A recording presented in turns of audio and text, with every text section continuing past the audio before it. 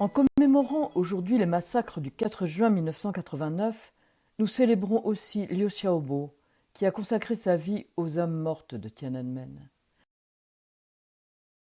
Liu Xiaobo enseignait à la Columbia de New York quand le mouvement étudiant a éclaté en avril 1989.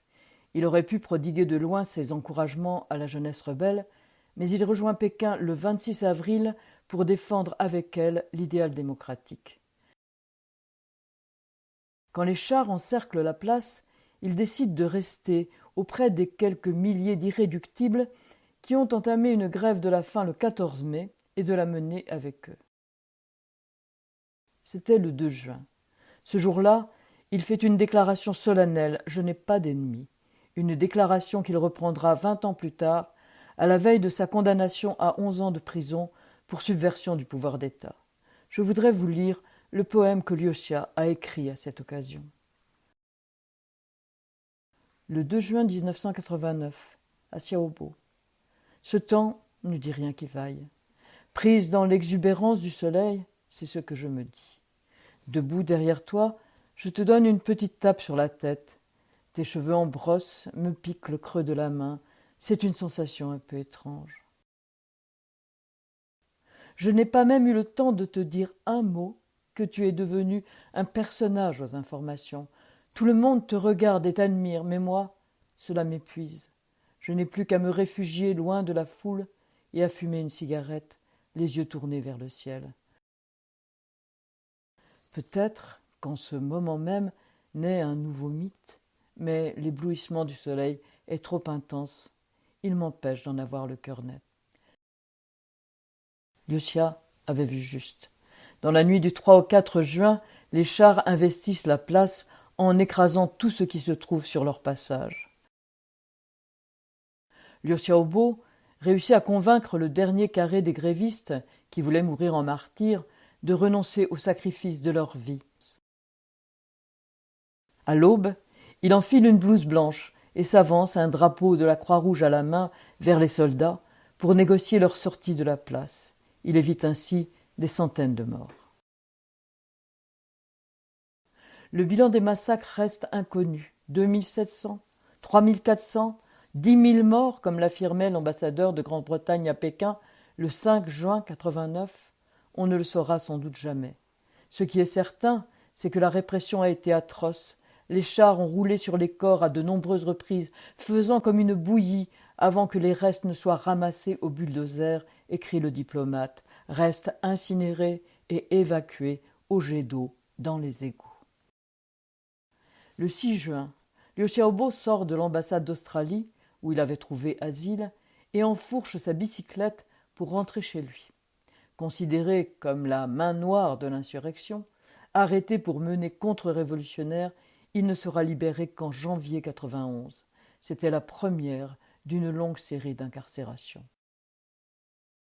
Liu Xiaobo restera hanté sa vie durant par les massacres. Chaque année, il écrira un long poème à la mémoire des âmes errantes de Tiananmen. Ces élégies du 4 juin ont été publiées dans la prestigieuse collection Bleu de Chine chez Gallimard. Celles qu'a écrites Liu Xia sont restées dans l'ombre. Elles sont pourtant d'une beauté et d'une puissance incomparables, comme cette élégie écrite dans la nuit du 3 au 4 juin 1997, dont je voudrais vous lire quelques extraits. Une nuit qui n'en finit pas. Ces yeux-là, ils reviendront ce soir. Ces fantômes, ils reviendront ce soir. Ils prendront des poses de stèles funéraires. À ces heures-là, je me recueille au-dedans de mon cœur, même si mon souvenir est plein d'herbes sèches. Impossible pour nous de revenir en arrière, de revenir à ces heures-là. Il n'y a plus que le vent. Errant le long d'une rue de Dili, une femme traverse cette nuit de ténèbres. Elle porte un cahier rempli de ses poèmes. C'est son seul bagage. Elle suit les pas des fantômes, une page blanche après l'autre, tourbillonnant dans les ténèbres et disparaissant à sa vue. Ce cahier rempli de ses poèmes, je l'ai traduit pour rendre à Liu Xia sa part de lumière, pour que ces pages emportées par le vent qui balaye l'avenue de Chang'an ne se perdent pas à jamais dans la nuit. Car si Liu Xiaobo a échappé à l'amnésie rouge qui occulte jusqu'à l'existence des massacres grâce au prix Nobel de la paix, il n'en va pas de même pour Liu Xia, pourtant victime, comme lui, de la dictature chinoise. Placée en résidence surveillée dès le 10 octobre 2010, 2 jours après la proclamation du Nobel, elle a été séquestrée pendant près de 8 ans et n'a recouvré la liberté que le 10 juillet 2018. Vous gardez tous en mémoire, j'en suis sûr, la chaise vide de Liu Xiaobo, empêchée de se rendre à Oslo, mais vous ignorez peut-être que c'est à Liu Xia qu'on en doit le symbole. Admiratrice de Van Gogh, qui savait mieux que personne peindre l'absence, peintre elle-même, Liu Xia évoque la chaise de Vincent en 1997 pour dire l'absence de Liu Xiaobo, enfermé au Laogai, et les âmes mortes qui désormais lui font escorte. Les ombres. Au petit matin, ce jour-là, j'étais en plein sommeil. Les ombres, comme au pays des songes, vagabondaient. Aujourd'hui encore, elles obscurcissent mon champ de vision. Le temps passe, les saisons succèdent aux saisons, mais cette aube interminable et cruelle n'a jamais eu de fin. Une chaise et une pipe, dans mon souvenir, t'attendent en vain. En 99, alors que Liu Xiaobo n'est toujours pas revenu du Laogai, elle évoque une nouvelle fois sa place inoccupée à la table familiale, les morts privés de sépulture et la palette flamboyante de Van Gogh. Les chaises vides. Des chaises vides, des chaises vides, il y a tant de chaises vides partout, dans le monde et en tout lieu. Les chaises vides des toiles de Van Gogh me fascinent.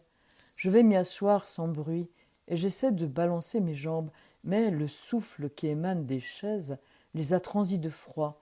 Je ne peux plus bouger. Van Gogh agite ses pinceaux de sa main. Va-t'en, va-t'en, va-t'en, il n'y a pas d'enterrement aujourd'hui. Van Gogh plante son regard droit dans le mien. Il me force à baisser les yeux. Comme une simple poterie attendant la cuisson, je reste assise dans l'embrasement de ces tournesols.